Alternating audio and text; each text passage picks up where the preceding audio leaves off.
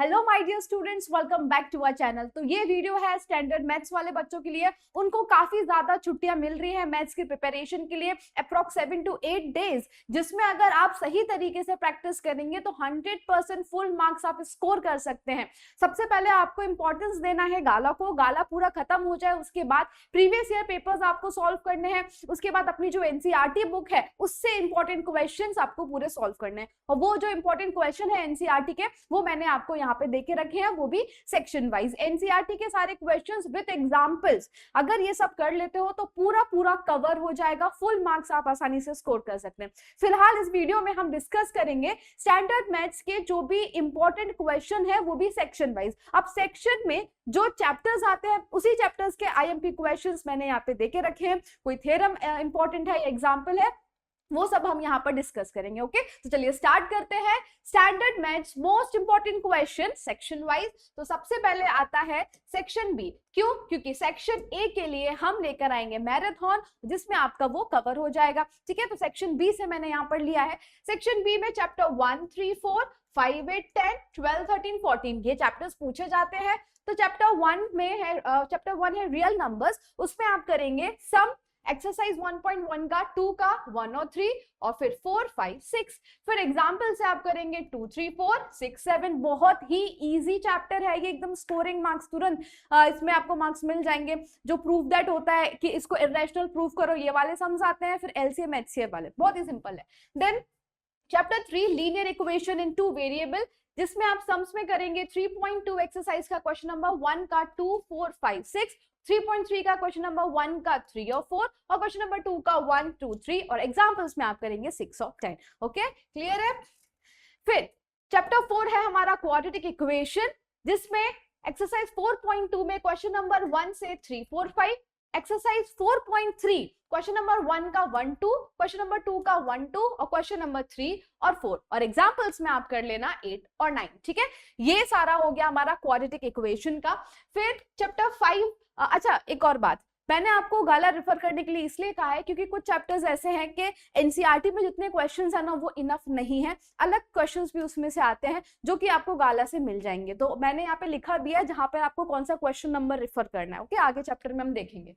Okay, chapter 5 most important chapter है, तो इसमें आपको सम करना है एक्सरसाइज 5.2 से 6, 9, 11, 15, 16, 18, एक्सरसाइज 5.3 से क्वेश्चन नंबर 1 का 2, 3, 4 और 2 का 1 और 3। ठीक है, फिर क्वेश्चन नंबर 3 से 1, 6, 8 और 10, उसके बाद क्वेश्चन 5, 6, 8, 9, 10 और 11। ठीक है, फिर एग्जांपल्स में आप कर लेना 6 और 10। ये सारे क्वेश्चंस हैं सेक्शन बी के हिसाब से, यानी कि 2 मार्क्स के हिसाब से चैप्टर 5 में से क्या पूछा जाता है वो मैंने यहाँ पे लिखा है।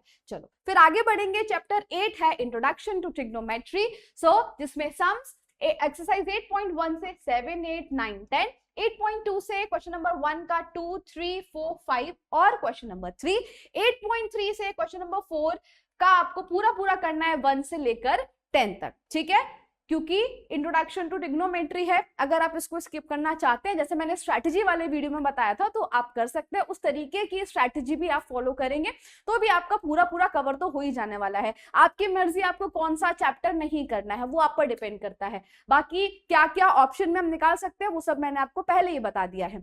नाउ सम्स में आप कर लेना 4, 5, 8, 11 और 12। डन। फिर है चैप्टर 10 सर्कल्स, मोस्ट ऑफ तो इससे थ्योरम आती है, तो मैंने थ्योरम का जो वीडियो है वो बनाया है, आप वो पूरा देख लेना तो ये चैप्टर कवर हो जाएगा।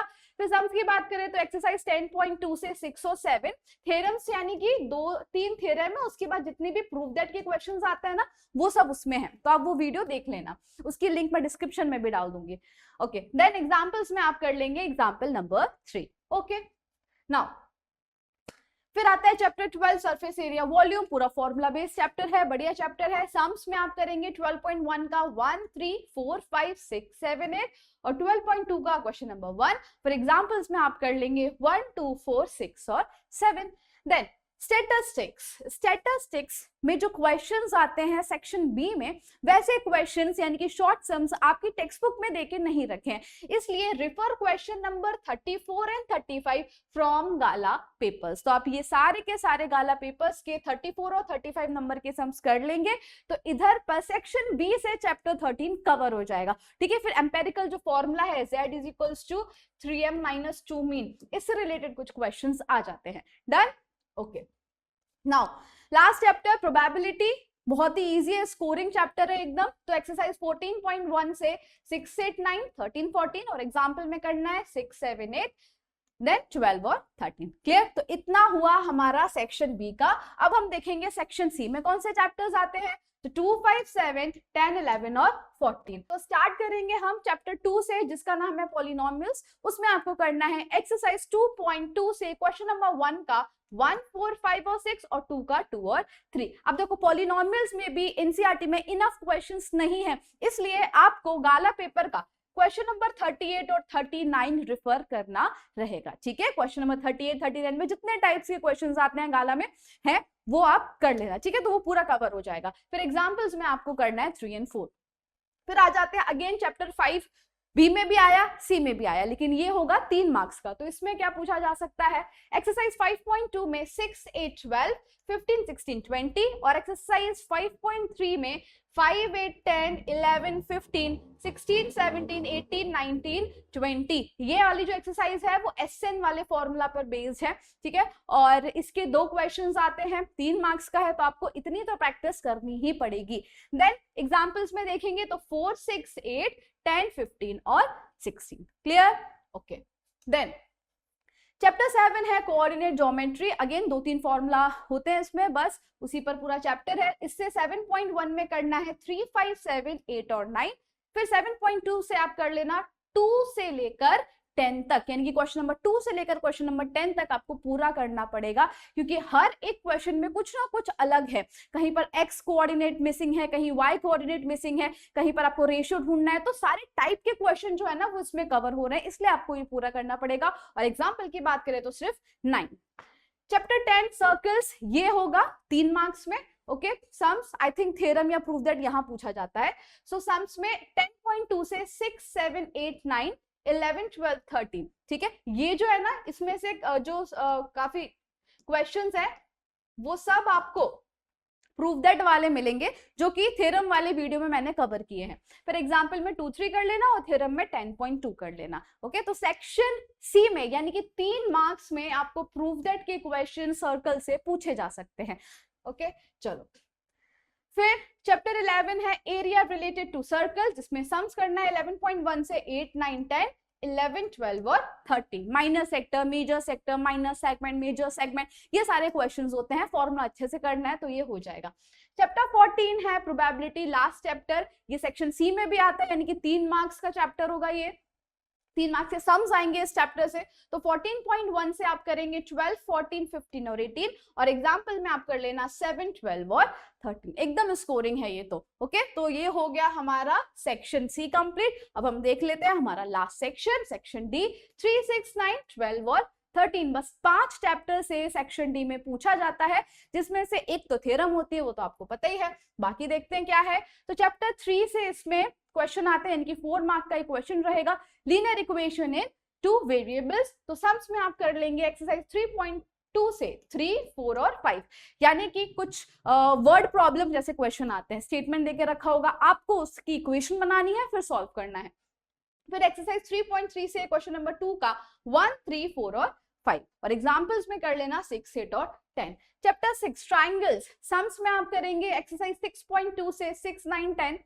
जिनको नहीं करना वो भी चलेगा, क्योंकि ये चैप्टर आप ऑप्शन में निकाल सकते हैं। बस 2 थ्योरम कर लेना, बीपीटी और कॉन्वर्स ऑफ बीपीटी। बाकी दूसरा इसका क्वेश्चन आता है, अगर आप नहीं करना चाहें तो चलेगा। बाकी जिनको करना है उनके लिए इंपॉर्टेंट क्वेश्चन रहे एक्सरसाइज 6.3 से 4, 10, 11, 12, 14 और 16 और एग्जाम्पल में आप कर लेना 4, 5, 6, 7 और थ्योरम 2 तो है ही, एक बीपीटी होगी ये वाली और ये है कॉन्वर्स ऑफ बीपीटी। ओके, अब तो रट चुकी होगी, इतनी बार अपने ने सॉल्व किया दोनों थ्योरम्स को।